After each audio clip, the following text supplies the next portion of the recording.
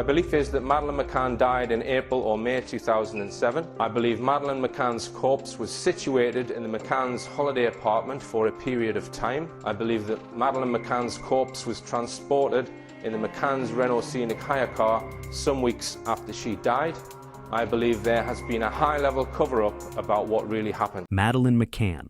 Her name has become one of the most haunting symbols of modern true crime. In May 2007, the world froze in shock when news broke from a holiday resort in Portugal. A 3-year-old girl had vanished from her family's apartment, while her parents died just a short distance away. Within hours, headlines flashed across every screen, and the narrative seemed fixed. Madeleine had been abducted. But what if the abduction never happened? What if the entire story, from the frantic cry of, "They've taken her," to the iconic poolside photograph, was carefully constructed to mask a darker truth? For more than 17 years, independent investigator Richard D. Hall has dedicated himself to revisiting the details of this case, and his findings point toward a chilling possibility. Madeleine may have died days before May 3rd, and what followed was not a desperate search for a missing child, but the orchestration of a cover-up. From forensic inconsistencies to unexplained gaps in the timeline, from missing surveillance footage to suspiciously altered photographs, Hall builds a case that challenges every assumption the public has been fed. This isn't just the story of a missing girl. It's a story about how truth can be rewritten, how media can script a tragedy, and how power can protect a narrative even when evidence says otherwise. On the night of May 3rd, 2007, Kate McCann returned to apartment 5A at the Ocean Club Resort for what she said was her third routine check on her children. According to her testimony, she found the bedroom window wide open, the curtain swaying in the night breeze, and Madeleine's bed empty. In a state of hysteria, she ran back to the tapas restaurant where her friends and husband Jerry were dining, screaming the words that would frame the case for decades. "They've taken her." Within hours, international media seized upon this moment. Headlines from BBC, Sky News, and The Guardian echoed the same narrative. A little girl had been abducted while her parents dined nearby. The framing was immediate and absolute. No one waited for forensic analysis. No one paused to consider alternative explanations. The story of abduction had taken root before the investigation had even begun. Yet, when the dust of panic settled, the forensic picture of apartment 5A told a very different story. At the heart of the official version lies the claim that an intruder climbed in and out of the children's bedroom window, carrying a sleeping child. Richard D. Hall and others point to the evidence that undermines this scene completely. The window latch was intact. The glass was unbroken. There were no signs of forced entry, no scuff marks on the sill, no fibers, no footprints outside in the flower bed beneath the window. In fact, the only fingerprints on the frame belonged to Kate McCann herself.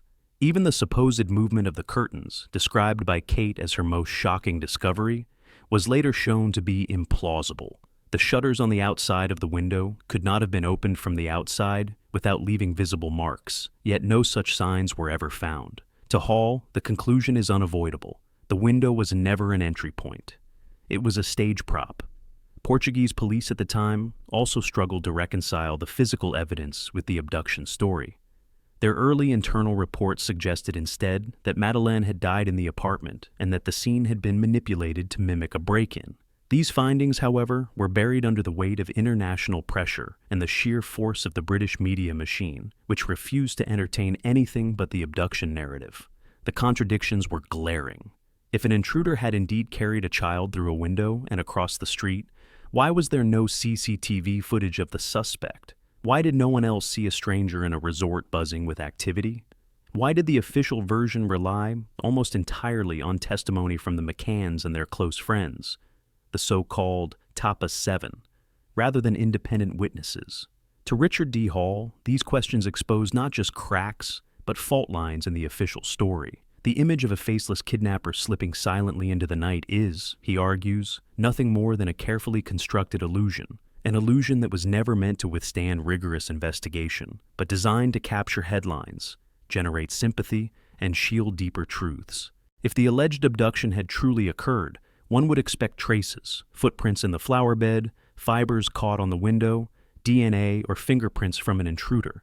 Yet none of these surfaced. Instead, the most unsettling pieces of evidence came not from human witnesses, but from two dogs, Eddie and Keela, highly trained by South Yorkshire Police and deployed in some of the UK's most serious homicide cases. Eddie was a cadaver dog, trained to detect the scent of human decomposition. Keela specialized in identifying traces of human blood invisible to the naked eye. When they were brought into apartment 5A, their responses were nothing short of chilling. Eddie alerted behind the living room sofa, in the bedroom where Madeleine slept, and even to a piece of Kate McCann's clothing. He reacted intensely to the key fob of the Renault Scenic hire car, and most disturbingly, to the inside of its boot.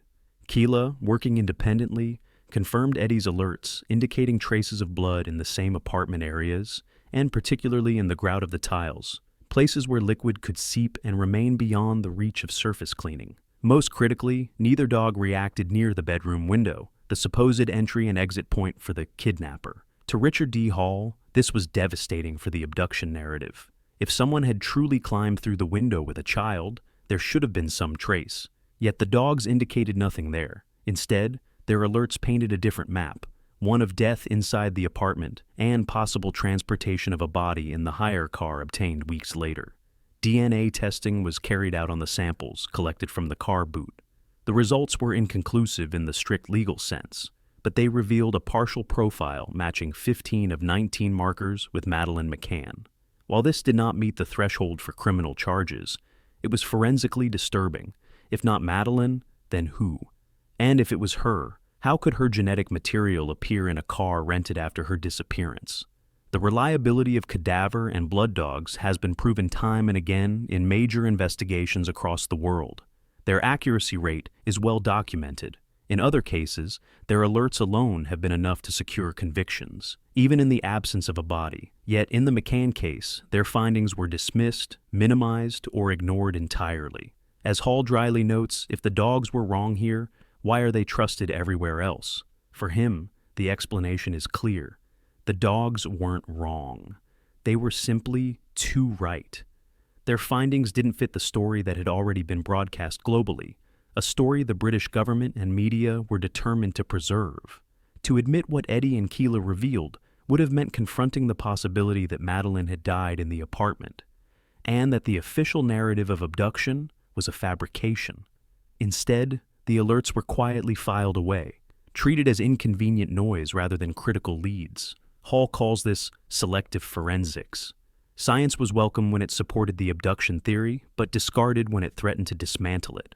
Among the many contradictions in the Madeleine McCann case, none has provoked more controversy than the so-called last photo. This image, released by the McCann family, was presented as the final snapshot of Madeleine alive, taken by her father Jerry on the afternoon of May 3rd, just hours before she reportedly vanished. In the photograph, Madeleine sits by the pool at the Ocean Club with her sister and mother, smiling under a bright blue sky. To the mainstream media, it became a symbol of innocence cruelly stolen. To Richard D. Hall, however, it was something else entirely, a calculated construction.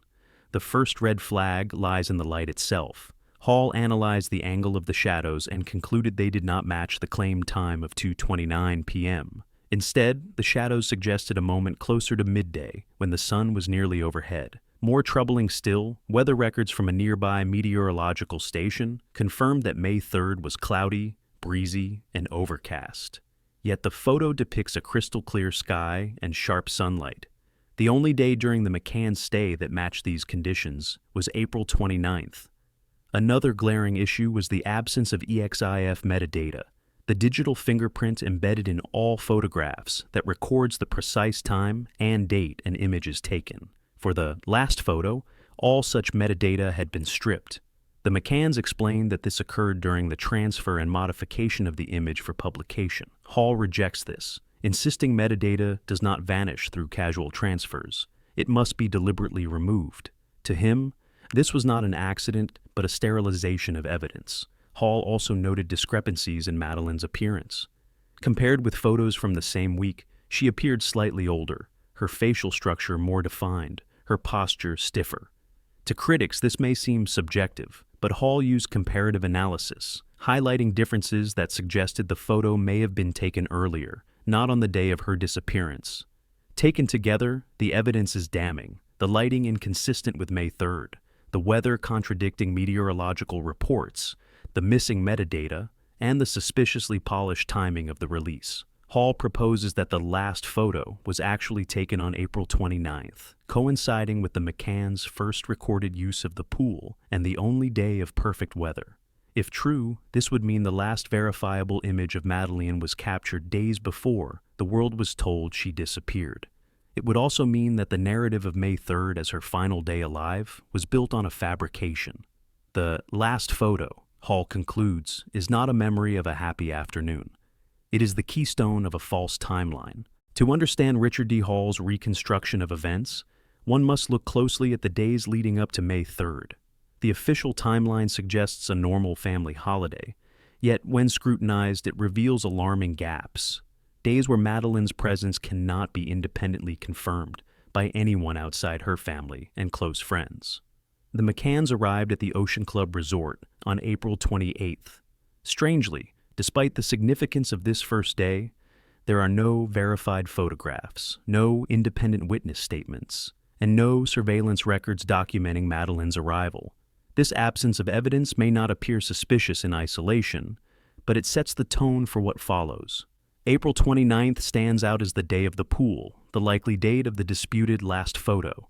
Weather conditions, shadow angles, and the lack of supporting images all suggest that this photograph was taken on that day, not May 3rd, as officially claimed. If Hall's conclusion is correct, then April 29th may have been the last day Madeleine was verifiably alive. From April 30th onward, what Hall calls a visual blackout begins. For 4 consecutive days, April 30th, May 1st, May the 2nd, and May 3rd, there are no independent photos, no credible sightings, and no reliable records of Madeleine's activities. This silence is deafening. One exception is the testimony of Pamela Fenn, a resident living above the McCann's apartment. On the night of May 1st, she reported hearing a child crying for over an hour, between 10:30 p.m. and midnight, without any adult responding. Hall interprets this as possibly the last evidence that Madeleine was alive. If it was her, the account raises troubling questions about neglect. If it wasn't, then who was crying for so long?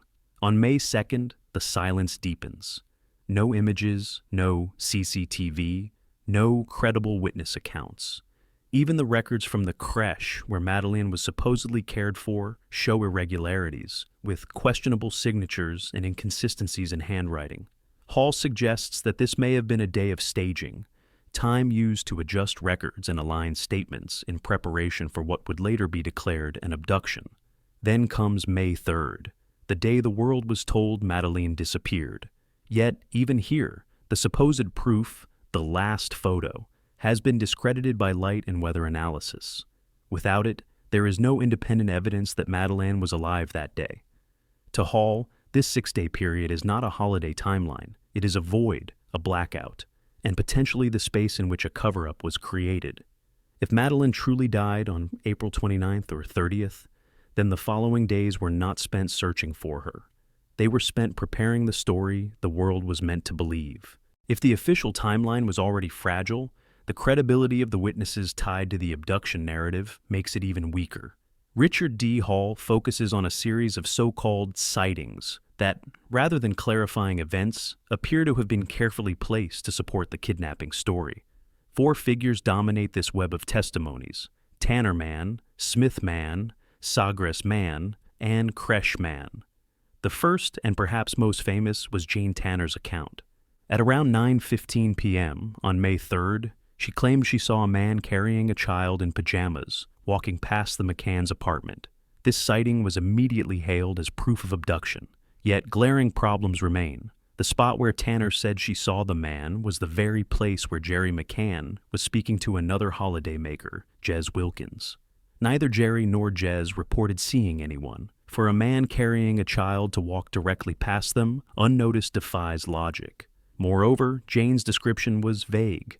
Light-colored trousers, no facial details, no height, no hair, no defining features. It was, in Hall's view, a ghost sketch. Then came the Smith sighting, far more compelling, yet largely ignored by the media. Around 10 p.m., an Irish family reported seeing a man carrying a child through the streets. Months later, Martin Smith stated that the man's posture and mannerisms resembled Jerry McCann himself. If true, this would place Jerry carrying a child after Madeleine was supposedly abducted by a stranger. Instead of being investigated thoroughly, this testimony was quietly sidelined. Other figures followed. Says Madeleine, a German tourist wrongly identified as a suspect, had his name and photograph splashed across tabloids, only to be completely cleared. He was, as Hall calls him, a scapegoat, someone offered to the public to maintain the illusion of progress. Years later, Creshman was introduced retroactively, explained as a parent carrying his own child, who had supposedly been mistaken for the abductor seen by Jane Tanner. This explanation, arriving 6 years after the fact, patched up contradictions but did nothing to repair the credibility of the original testimony. To Hall, the pattern is obvious. Each of these phantom suspects played a role in sustaining the abduction narrative. Tanner Man planted the idea early. Smith Man, too dangerous, was suppressed. Says Man provided a convenient distraction. Creshman retroactively cleaned up inconsistencies. None of these figures resulted in arrests or charges. None were ever proven to exist as real abductors. Their purpose was never to solve the case. It was to keep the narrative alive. In Hall's assessment, witnesses were not simply recounting what they saw. They were manipulated, curated, and in some cases, erased, all in service of preserving a story that the evidence itself could not sustain. If the contradictions in witness accounts and the silence of the 6-day timeline were not troubling enough, what Richard D. Hall finds most disturbing is how institutions, the media, the government, and even intelligence services handled the case. From the earliest days of Madeleine's disappearance, the story was not simply investigated, it was managed. At the center of this management was Clarence Mitchell, a former senior official from the UK government's Central Office of Information, who once worked directly for the Prime Minister. Within days of Madeleine's disappearance, Mitchell was reassigned as the McCann's full-time media spokesman. His task was not merely to help grieving parents communicate with the press. It was to shape a global narrative. Madeleine had been abducted, the McCanns were innocent, and any suggestion otherwise was to be dismissed. The media followed obediently. Outlets like the Bapurtsi, Sky News, and the Daily Mail echoed the abduction story relentlessly, rarely questioning inconsistencies or forensic anomalies. Reports that challenged the official line, such as the alerts from cadaver and blood detection dogs, or the Portuguese police's early conclusion that Madeleine likely died in the apartment, were ignored or buried. Meanwhile, critics like investigator Gonçalo Amaral, who wrote The Truth of the Lie, faced lawsuits, censorship, and vilification. His book was banned for years. Government involvement only deepened suspicions. High-ranking diplomats arrived in Praia da Luz within days, far faster than in most missing child cases. Intelligence services, including MI5, reportedly compiled their own classified reports. When Scotland Yard later launched Operation Grange, its remit was narrowly defined, not to re-examine all theories, but to investigate the abduction narrative alone. Alternative possibilities, no matter how evidence-based, were excluded from the start. Hall calls this not an investigation, but a containment strategy. For him, the goal was never to find Madeleine, but to protect reputations, shield institutions, and maintain public trust in a carefully crafted story. The evidence that contradicted abduction, the dogs, the DNA traces, the absence of forced entry, the false timeline, was not insufficient. It was inconvenient. The result, Hall argues, is a case study in narrative control. A tragedy was transformed into a PR campaign, where images of a smiling child were circulated endlessly. Suspects appeared and vanished like phantoms, and the truth was buried under carefully managed headlines. His conclusion is chilling. Madeleine McCann likely died around April 29, 2007, and her death was concealed. The abduction narrative was not merely a mistake, but a construction, designed to protect those involved and, perhaps, shield deeper political interests. For Hall, the broader lesson is stark. If a government can shield a family from scrutiny in the death of a child, if media can cooperate in burying evidence, then truth itself becomes fragile. What happened to Madeleine is not only a tragedy for one family, It is a warning about power, perception, and the cost of silence. And until someone inside the circle dares to speak, the fate of a 3-year-old girl will remain locked not in evidence, but in memory, a memory rewritten for the world to believe.